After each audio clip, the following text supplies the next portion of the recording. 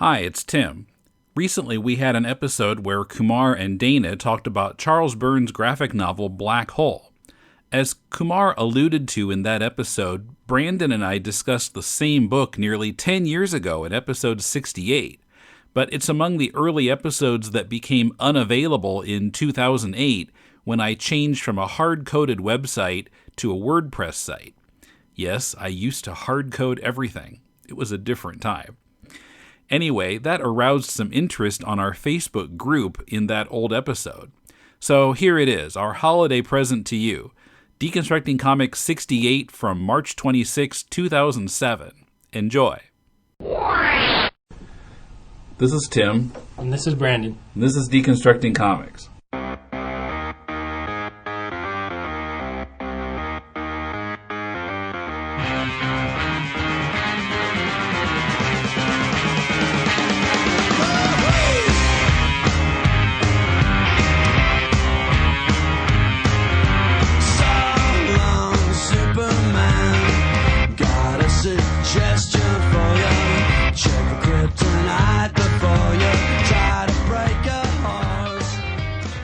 Welcome to Deconstructing Comics, sponsored by ComicsNow.com.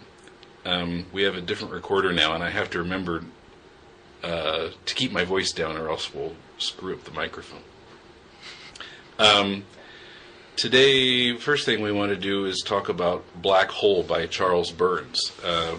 Brandon got the hardcover. Where did you get this from? I think I got it off of Amazon. Amazon. Copyright 2005. Okay, and this is a book that McCloud has at least one or two panels of in Making Comics, which we're also going to be referring to later, specifically Chapter 3.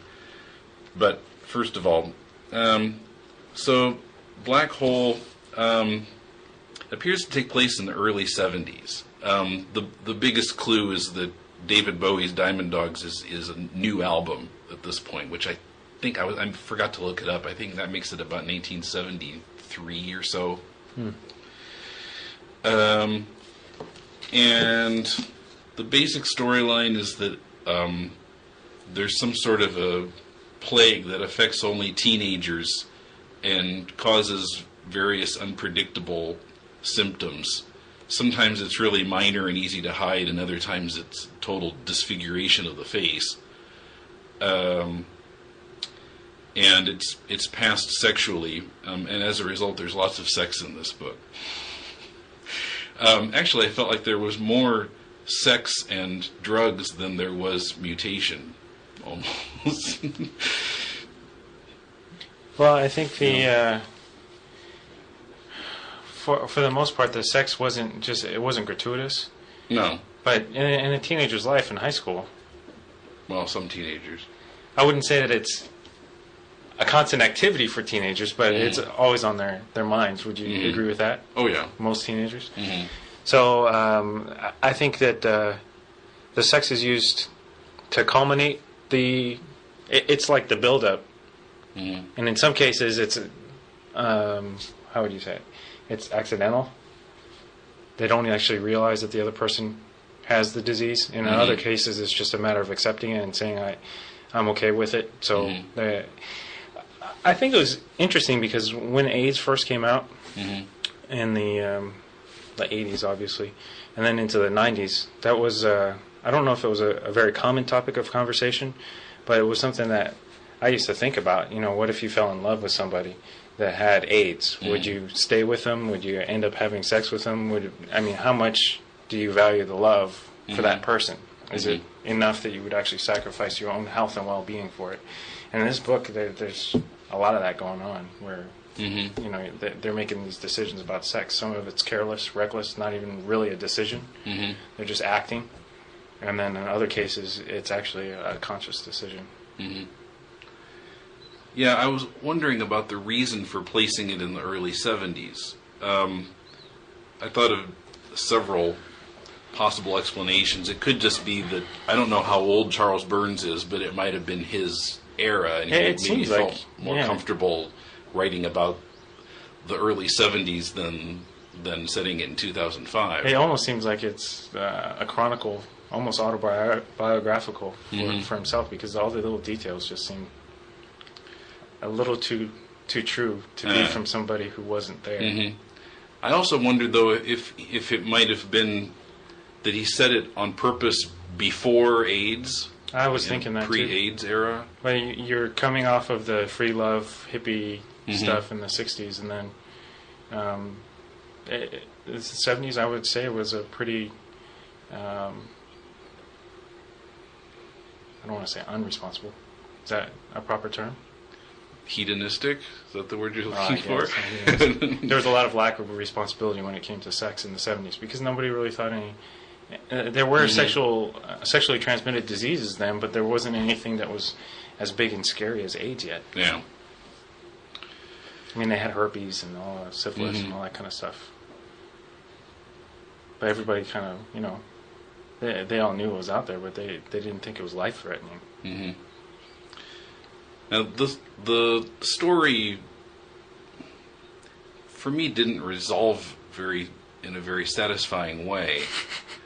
I don't know, I felt like, I mean, surely something about this is meant to be symbolic. If I don't get it, then it must be symbolic.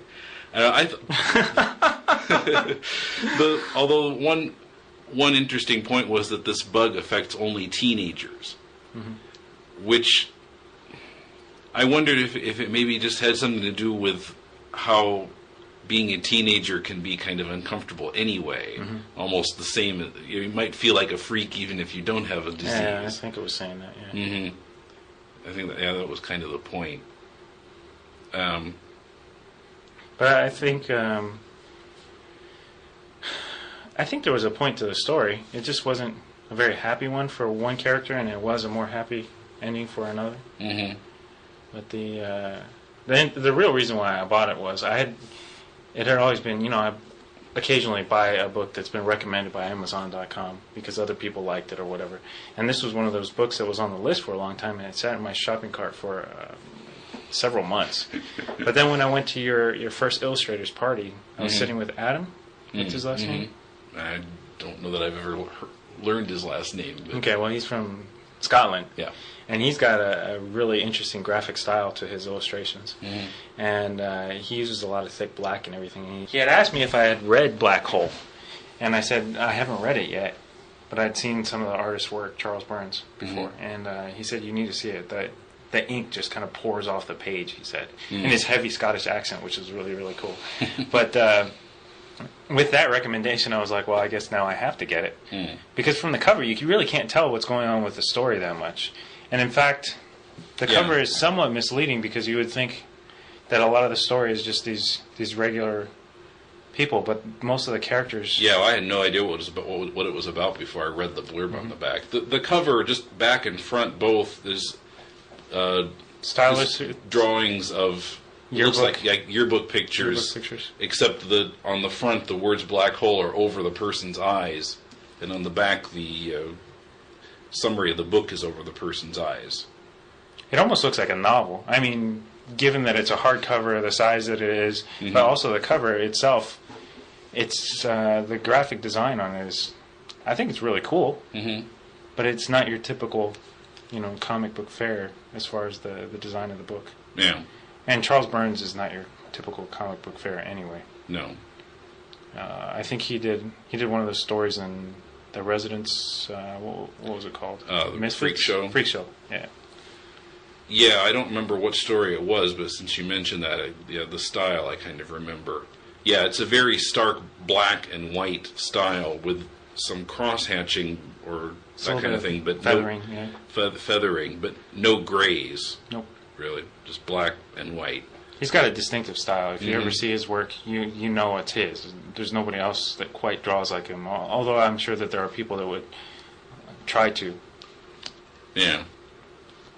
And his characters are... We talked about character design last week? Is that right? Yeah. His characters are so incredibly distinct from each other. It's hard for me to believe that, you know, it's one guy that drew them all out. Even if there are some characters that have some similarity, you can tell they're different by their eyes, by their eyebrows, by the way they, in addition to their inner life, the way they act. Mm-hmm. And there's some characters that actually change throughout the book, but you can still tell it's that same character. Yeah.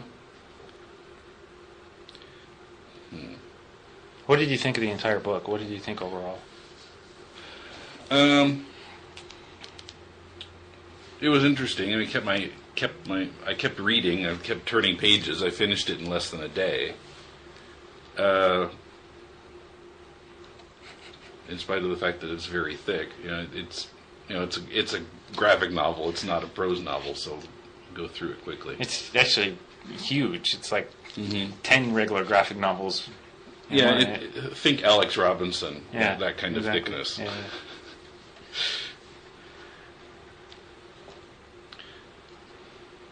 Yeah, it was interesting. I guess I basically enjoyed it, although I would have liked a different ending. But was it too depressing for you at the end? Well, I don't know. I suppose it's like real life in that it doesn't really feel totally resolved. Like everything's been solved and every question has been answered. I guess that's why I'm a little lukewarm to the ending. But what questions did you not have answered?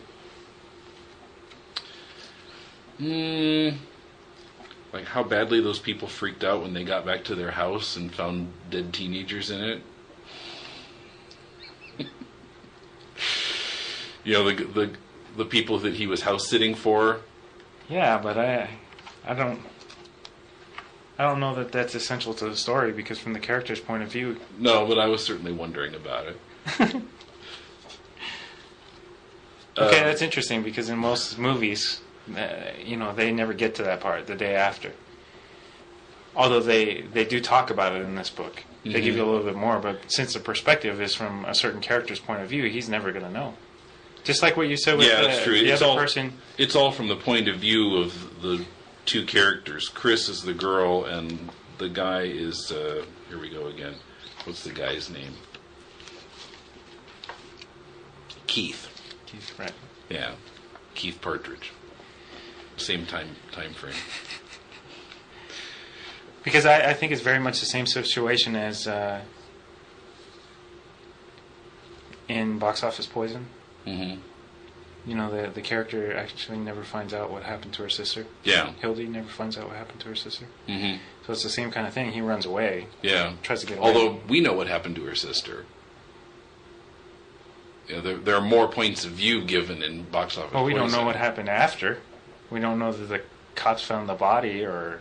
Well, okay, we can't show absolutely everything, but I mean, I think if I were writing the story, I probably would have had a scene at the house when the couple got back. Not that this is a story that I would write, but okay, I don't know. It just feels incomplete to me. But you know what? I thought at the end, part of me thinks that it should feel incomplete because they're really starting a new life. Keith and his girlfriend, Eliza, whatever. Well, yeah, because it's only a starting point, really, for them. Mm-hmm.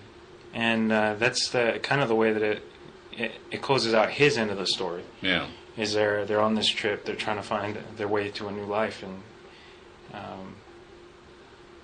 I think if we had closed that end off, just so that it fit into a nice little neat package, mm-hmm. you don't really get the hopeful aspect of his story, mm-hmm. where it's completely contradictory with who's the female, the other one? Chris. Yeah, you're right, Chris. Hers is a different kind of ending. It has all the resolution that you could ever, I think, want from the story. Maybe. Well, I mean, we find out what kind of freaked Dave out. The guy with a kind of lion type of face, who went around. Well, don't give too many spoilers, but actually, I felt like her story was less resolved, and it looked to me at the end as if she didn't have any symptoms of the bug anymore. I mean, I didn't see any evidence when she took off her clothes and got in the water that she still had the the bug. Well, she does, but hers isn't one of those obvious. It's only cyclical, right? I guess. But if you don't want to get into spoilers, we really can't talk about that. Well, although that's covered fairly early in the book, but whatever. Okay, is there anything else we want to say about this in terms of a review? In terms of review, I really enjoyed it. It was a bummer. It was depressing. Uh-huh. But, and I guess part of the problem was I watched a movie the day before, Requiem for a Dream, and that's a really depressing movie. And then I finished up this book the next day, and I was like, I just want to go and kill myself now. But I think it's very well crafted. There wasn't not a single hole in his storytelling as far as the art with the words and the way everything flowed. In fact, there was some stuff in there that I thought was really interesting. How he used the panel borders to indicate a different period of time or a different kind of sequence. Flashbacks or dreamlike sequences. He tended to use a wavy line for those panels. If you're in the present right now, then he used the standard panel. That was useful because it got kind of confusing to me in some places where he was bouncing back and forth between... There are lots of flashbacks and some dream sequences, and it gets a little hard to keep track sometimes. What I think is really cool is that sometimes you can see what's going on in his mind. And in that same panel, because he does a transition from the wavy line down to a straight panel down at the bottom, he's really using two separate panels, but he's put them together. And the reason why they're together is they're happening simultaneously. So he's riding in the car, and then he's thinking about something. So the thing he's thinking about is up at the top. Yeah. And it's surrounded by a wavy line. Then as it goes down to the bottom, it's straight. And that's the right here, right now moment.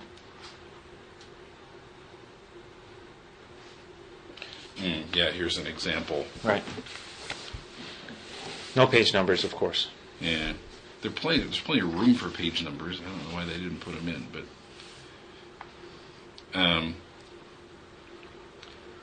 yeah, he seems to be thinking about Chris. Keith is interested in Chris, especially at the beginning of the story. Yeah, he feels like he's in love with her. At least he thinks he is. And he's a nice guy. The love triangle is between... There's really two love triangles going on, initially. So, Keith, Chris, and Liza, sort of? That's the second one, but the first one is between Keith, Chris, and Rob. And then Rob gets taken out of the picture, and then the shift is almost completely over to Keith, Liza, and Chris. I don't know if it's always like that, but I noticed it in a movie. Actually, it was a James Bond movie I was just watching. Is, what was it? You Only Live Twice? It's a Sean Connery James Bond movie where he ends up going to Japan. And I thought it was interesting. He had this love interest in the beginning of the story. In order for him to move on to the next girl, they killed the last one off. Just to keep everything clean and neat, you know? And I don't think it was quite as clean and neat in this book, or quite as obvious. But I wonder if, you know, that's something that you think about when you write a story. Okay, I just want the love triangle or a certain number of interests in order to keep this character's personality the same all the way through. Because although, well, I guess with Bond it is kind of a love triangle. He's got all these other women around, but he's got Moneypenny at home, kind of always waiting for him. And they have this kind of unspoken love relationship kind of thing. Part of it is more spoken than not, but they always bring up Moneypenny in the background, and you don't really see any culmination of their relationship. What would you call it when people get married and they have sex? You can't get an annulment if you already... I think it starts with a C, right? Consummated? Consummated the relationship. And there's not really a consummated relationship between Bond and Moneypenny, but the relationship is there. And all these other women seem to mean somewhat less to him than the relationship he has with Moneypenny. So they have that love triangle going on, but I guess they didn't want too many distractions, too many women in his life. So they only go with Moneypenny, and then that one dies. So sleeping with James Bond is kind of the same thing as being the unknown guy who goes down to the planet with Kirk and Spock. The security officer. Yeah, you're toast. Sleep with James Bond, you're toast. Not every Bond girl is like that, though. I mean, it was halfway through the movie that they decided he needed to get married, and he found out that it wasn't going to be with the other girl that he thought he liked, right? So they were celebrating, and they said, no, you can't do that. You need to be with somebody that's known to the island. And he goes, well, is she pretty? And he goes, face like a pig. Japanese guy. So in order for him to move on from the relationship with the girl he thought he was going to get married to the girl that he's actually going to get married to, they killed her off. I thought, I was like, whoa, that's pretty pretty obvious. But here it kind of happened in Black Hole too. They moved on. They switched the triangle around halfway through. But I have heard in storytelling that you want triangles. You want three. 3 is a powerful number, magic number in storytelling.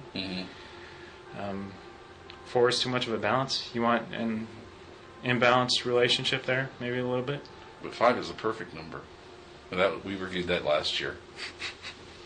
5 fingers, or is it head, arms, legs? Yeah. Is that what it is? Yeah. Okay. Okay, they said together. So we wanted to look at Making Comics Chapter 3, The Power of Words, and then kind of look at that in relation to Black Hole and whatever else we might think of looking at. So he starts off reviewing the categories that he put together in understanding comics of how the words and pictures in comics can relate to each other. And he has 7 different categories: word-specific, picture-specific, duo-specific, intersecting, interdependent, parallel, and montage. Those names might not...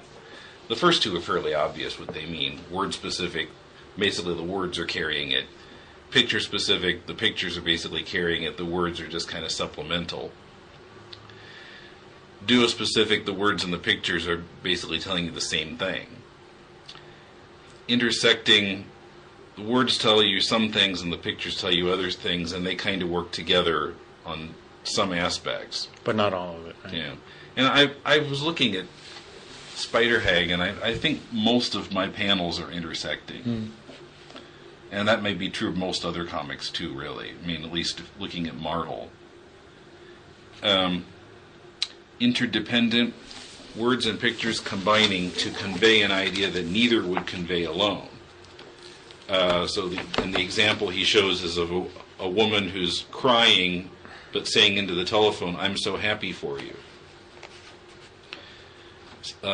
Parallel is when the words and the pictures follow seemingly different paths without intersecting. Seem not to have any relationship to each other. And montage is words and pictures combined pictorially. And that applies to sound effects, for one example. And of course that happens in Spider Hag sometimes. I think that's the only one that isn't used in Black Hole.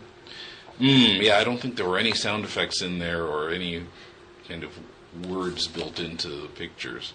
I guess there's a little bit. Oh, yeah, Like I guess a there are. There's an alarm clock. Zzz. But for the most part, I think it, there's little montages. Oh, yeah, the pop, pop, pop. Which was crucial to the story. Mm-hmm. But, yeah, not an awful lot of sound effect. The cover sequences, those would be considered montage? Where I guess you could say that, yeah. And sometimes the fonts he used, I could hardly read what the name of the chapter was. Yeah, I think he did that in one of the first few chapters. Probably that one.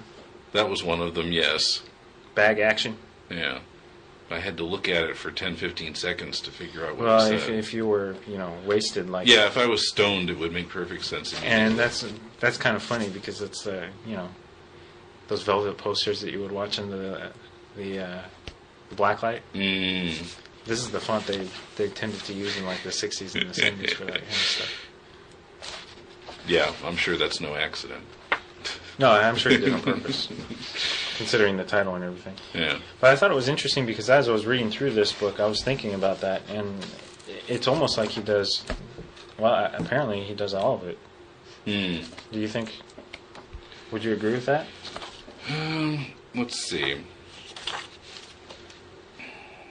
Well, picture specific. I mean, there are a lot of panels in here that have no words, so I imagine that would have to be picture specific.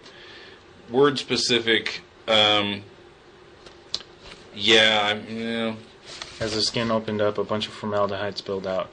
You could see. Well, that's more almost duo yeah, specific. that is duo specific. Because the picture and the words are pretty much telling you the same thing. It might be intersecting too, though. Because the part here at the bottom, you could see all the guts through the slit. You can see the guts, but you can't tell that. This is a biology class frog, by the way. Right. They looked all hard and white. You wouldn't be able to tell that from the picture.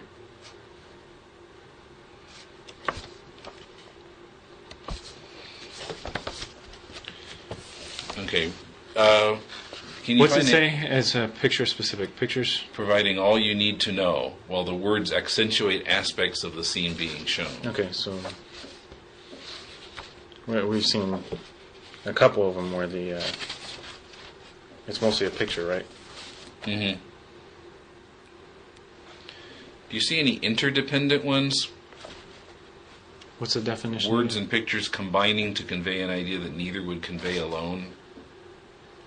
Like, the crying woman saying, "I'm so happy for you."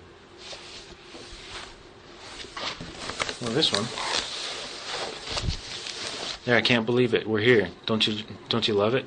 Apparently, she really likes the place, but to me, it looks like kind of a dump. Mm-hmm, the trees look dead, many of them. It's not the most picturesque place I've ever seen. But she's got this history associated with it, and she absolutely loves the place. Mm-hmm. So most people would drive up and think, "Man, what a creepy place." But we know that she loves it. Mm-hmm. Yeah, I think that'd be a good example of interdependent. Okay. And parallel? Parallel. I think there are probably some places where there are like narration boxes over something that's happening that may have nothing to do with the narration. Yeah, I think there was, like especially when he's doing drugs. Now, why would that be? So where are we at? Parallel? Parallel. Do these qualify? It was Friday, a real nice afternoon, warm, and all you see is a joint. Yeah. It finally felt like summer was coming, and you still just see the joint. Yeah, that would qualify, sure. They have really nothing to do with each other. They don't seem to at first. Yeah, other than he's smoking the joint on the warm afternoon, but... You don't figure that out until next couple panels? Yeah, that's parallel. Yeah. And now,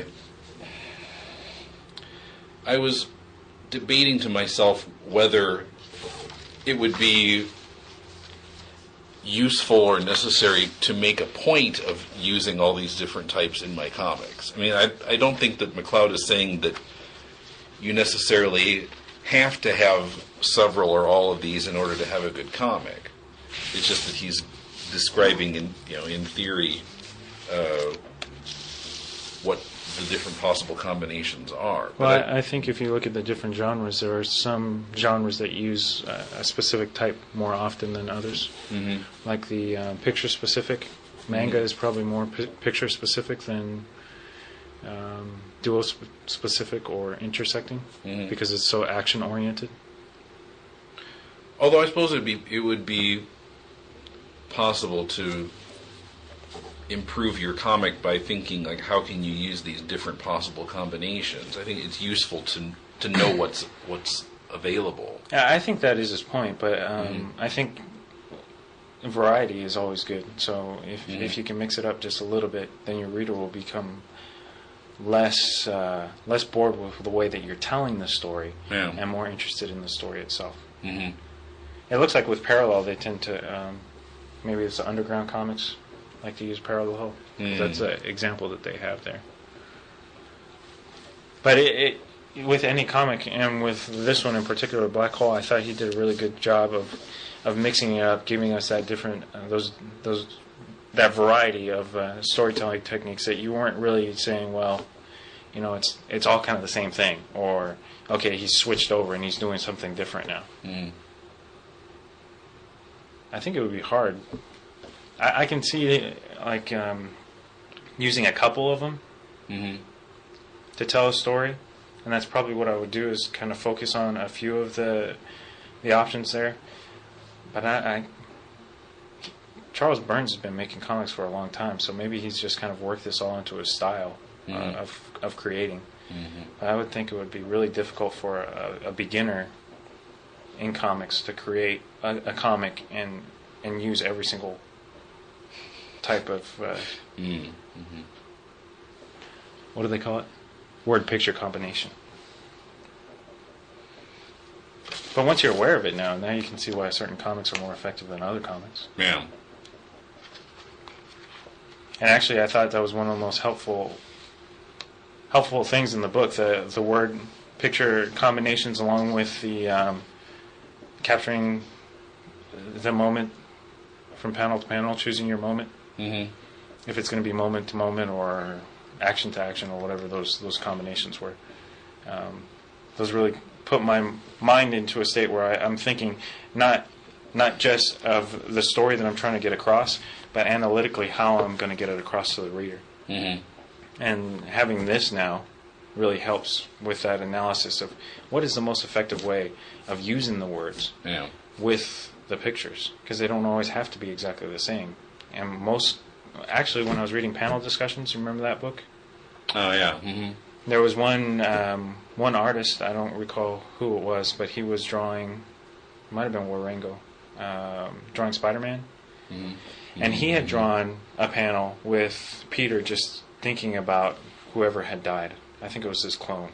Clone had died. And what the editor did was they put in a balloon afterwards. Yeah. And they made it, was it duo specific, where they both say the same thing? And he thought it was retarded. He hated it. So when he's creating the comic, he was trying to make that a picture specific panel. But the editor came along, and he thinks they made it a little less efficient, less effective, because the way that he had designed it initially, you really felt the impact more than having to read it and kind of getting pulled by the nose by the balloon, saying this is what's happening. And I think that could be a habit for a lot of beginning comic book creators, is that they would tend to do that more than let the reader absorb it, instead of telling them exactly what's happening in every page, every panel. So to me, it's really useful, I think. We'll see if I can put it to use. Okay. Then he goes into word balloons and different ways of showing dialogue and how to break down your dialogue among panels, having like one emotion per panel. Shows an example where the guy has all his dialogue in one panel and he's covering like 4 different emotions, and it doesn't really follow. It's hard to represent 4 different emotions in one panel in the picture. Right. So then he shows it broken down into 4 separate pictures where he's displaying the 4 separate emotions. They're saying don't stack in too much dialogue, Mm-hmm. condense the panels too much, to where you can't tell the story efficiently visually. Mm-hmm. I was reading the Frank Miller and Will Eisner interview thing, and that's one thing that Eisner really had a problem with. I guess Kniff used to do these umbilicals to his balloons to make it continue on, and Eisner hated that. He couldn't stand it. He was like, you need to have the dialogue, the one balloon, and one balloon from whoever else is speaking, and then that's that panel. It's finished. Then the next panel, you do the next bit of dialogue. But what Kniff used to do is he would have his character speaking. You'd see the umbilical leading to the next balloon, still with that character speaking, but in between it, you would have a balloon from another character. So you would be able to follow along. And I've seen it used effectively in a couple comics. But I've also seen it used ineffectively in like a couple of the Marvel comics that we reviewed in the past. One that Mulele had a problem with was that it was just it was a full page. I wouldn't call it a splash or a pinup because it really wasn't. It was all the characters in an elevator. And then it was in New Avengers, I think. Was it? Yeah. And there was dialogue everywhere. Yeah. Dialogue filled most of the page, and you had umbilicals that would lead you along to where the dialogue would stop. And I think, it was probably too much. Mulele was very upset with it, displeased with it. I really didn't think it was a very important scene per se. I mean, they're talking, they're in an elevator. How much of the elevator scene do I want to see? Probably not very much anyway. Yeah, you wouldn't want to break it down into more panels exactly, but I think Bendis probably could have cut down on the dialogue a bit. Right. And Scott McCloud is saying that, in the beginning of this chapter, that if you start to cram so many words into a balloon or so many words into a single panel, it starts to feel less like a comic book, less like a visual experience, and more like reading a novel. And I think that's probably the problem with that one page in the New Avengers, is that you go through it and you're going... Usually, I can flip through a comic book, and if it's designed well, if the dialogue is right for the panel, you don't even notice. You're taking in the pictures, you're taking in the dialogue all at the same time. So you don't notice that you're really reading the dialogue as you go along. It's like watching a movie with subtitles. I watch lots of Japanese movies with subtitles, so... I've gotten used to reading and watching at the same time. But if they had too much dialogue, too much of the subtitle there, it would become really difficult to follow what's going on visually because I'm too busy reading. And that's what happens with pages like that. Is you're pulled out of the story, and you're saying, well, I've got to read. How much do I have to read before I get to the next page? And you're focusing more on the reading than the experience, the story itself. Yeah. You can fill in any time you're just gonna let me talk. No, you're doing fine. Let's see. How are we doing on time? Okay, I'll wrap up soon. Then let's see. McCloud talks about how you can change your lettering and lettering size and so forth for vocal inflection. And I haven't really read Cerebus, but I guess that Dave Sim did a lot of that. Like he shows a couple panels of example here. It gets into the debate over whether lettering should be all caps or not, and says that he's still on the fence. And why is he? What's the fence though? What's it splitting up? We have capitals on one side, and upper and lowercase on the other. Upper and lowercase on the other. And he shows that in his second book, which I think was Reinventing Comics, he used upper and lowercase lettering, but not in his first or third. And he says he goes into that more in the notes section of the chapter. But well, I think the issue, though, the underlying issue is that you have a fairly sophisticated audience for comic books, right?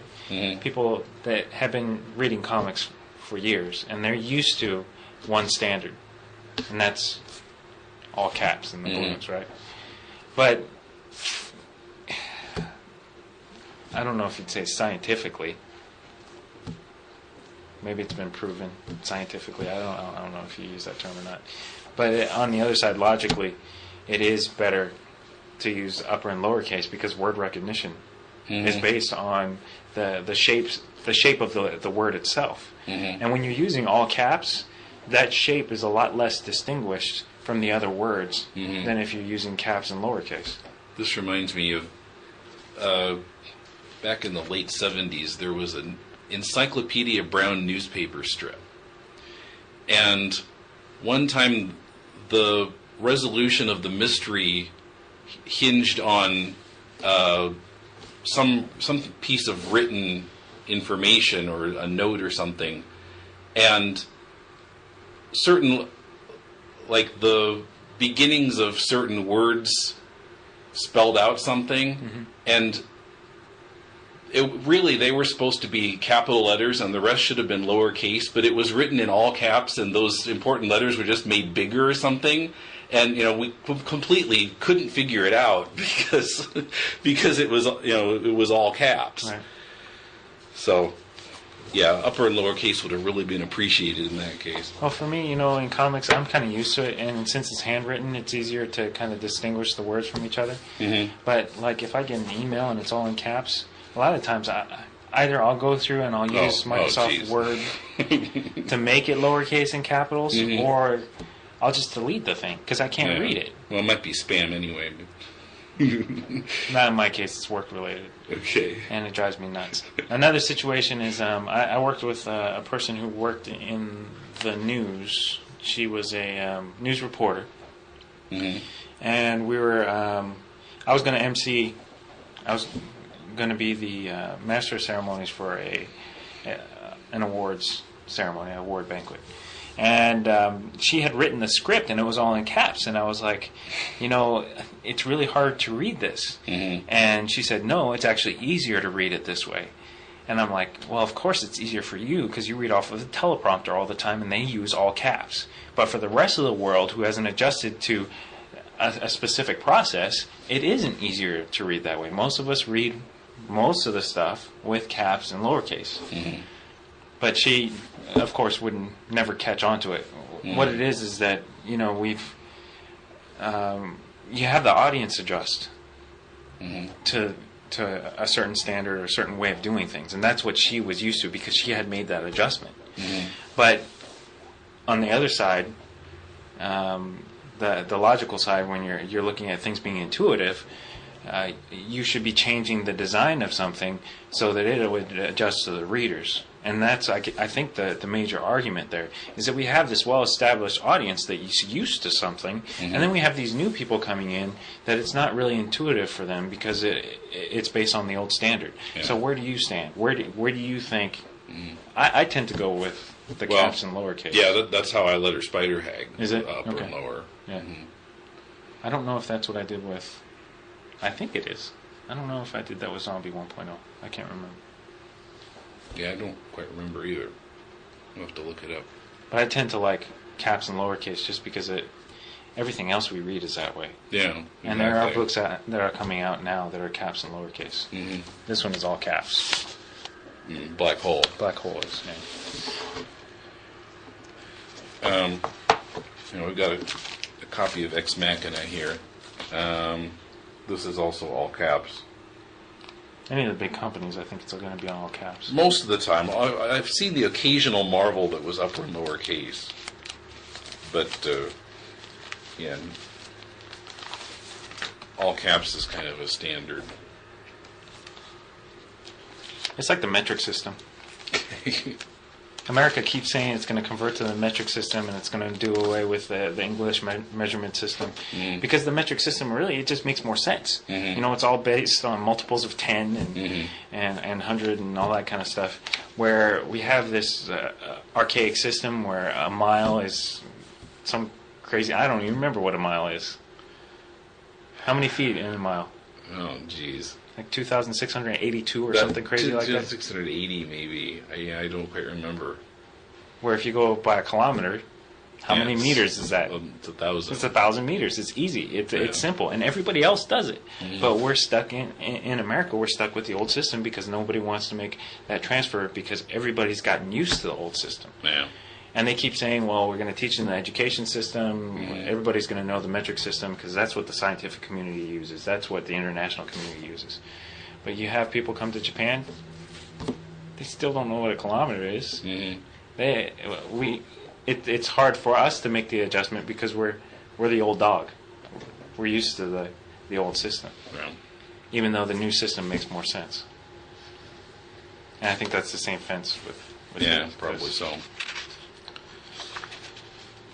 Okay, well, we need to wrap up, but just to hit the rest of his points in Chapter 3, he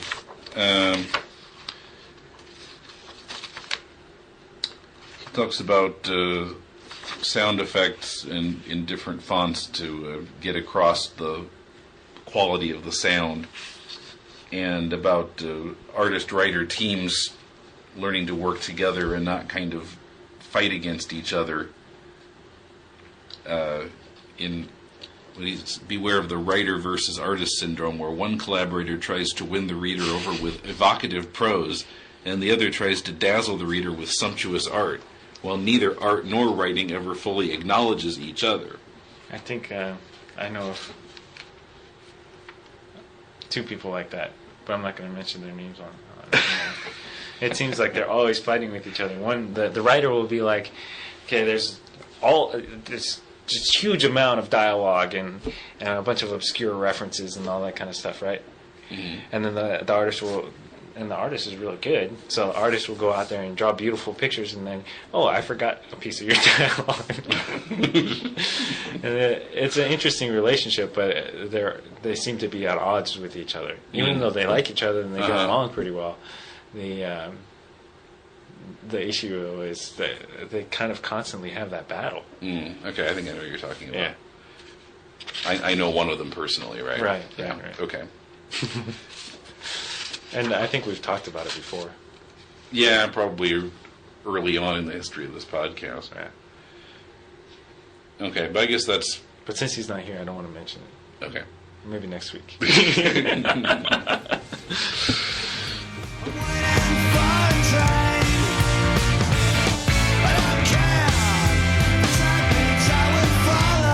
Hope you enjoyed this early episode.